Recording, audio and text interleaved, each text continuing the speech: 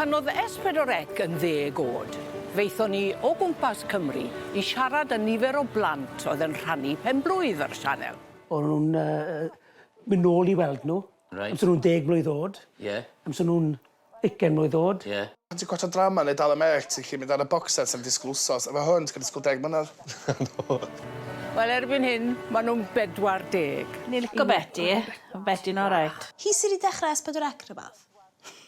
A dwi ar dan eisiau gwybod beth yw eu hanes nhw erbyn hyn. Be ti'n meddwl ti am wneud pan ti'n 40? Lle fydd chdi? Dyma. Sa well I fi gyfaddar rwan, a dyna'r flwyddyn gysin ni. Mae wedi bod yn fraint dilyn Plant y Sianel. Sawl un wedi cael profiadau na fydde rhan fwyaf ohonon ni profi mewn oes. Bydde gyrfa unigryw yr Hill, Carl Jones, yn mynd â fe I rai o lefydd perrycla'r byd. O'n i'n gwybod chdi'n neud yna. Fet. Delf. 4 o fechgyn. Ie. Drian y mam, ie? Ie. Mae'n disgwyl eitha cheeky, di? Hey. Dda grwp bach bar, dwi'n e. Dwi'n dechrau'r Royal Marines training dydd llun yma. Royal Marine, swank iawn.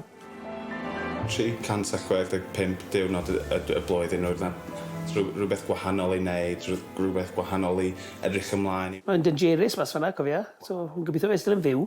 Wneud, just a constant adrenaline. Oh my gosh. Siawr, ti'n modd yn bod mas yn hwnna? Roeddwn ni'n codi pob diwrnod efo rockets yn dod I mewn. Unrhyw lle o 15 rockets a I fyny at 45 pob dydd. Ydych chdi gallu gwneud fath fel la?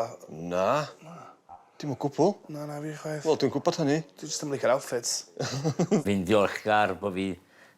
Bod ti'n pen pusher? Bod fi wedi bod yn pen pusher.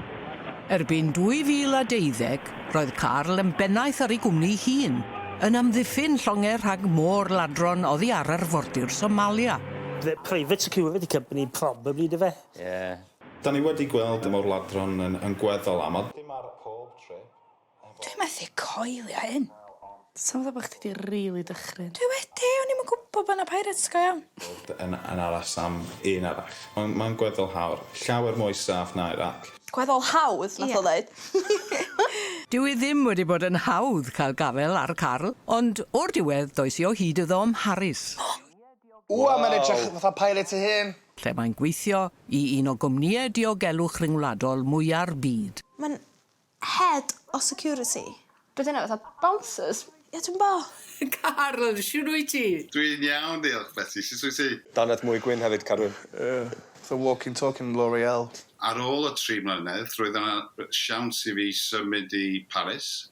A dwi wedi bod yma 2 mlynedd rwan. Ti'n meddwl bod o wedi setlo wan? Yndi, mae'n gwisgo math o brodas. Ti wedi sylwi hynna barod? Byw yn Ffrainc. Ydy yn well na byw yng Nghymru? Ac di siŵr. Pa gwyn dda. Fydra I dweud, dwi ddim yn meddwl mae unrhyw gwlad yn gwell na byw yn Cymru. Right answer. Da iawn. Wel, da ni'n mynd I fynd byw yna. Dwi'n ddyn hapus iawn. Mae gen I graig arbennig o dda, mae gen I 2 plant. Dwi'n ffodus iawn. Mae'n lwcus. Mae'n lwcus. Mae'n rhywun rili ddiolchgar am bob dim, sy'n fi'n dweud. Ie, mae hynna mor neis. Mae wedi bod yn hyfryd cael sgwrs dy ti unwaith eto. Welai ti mewn 10 mlynedd.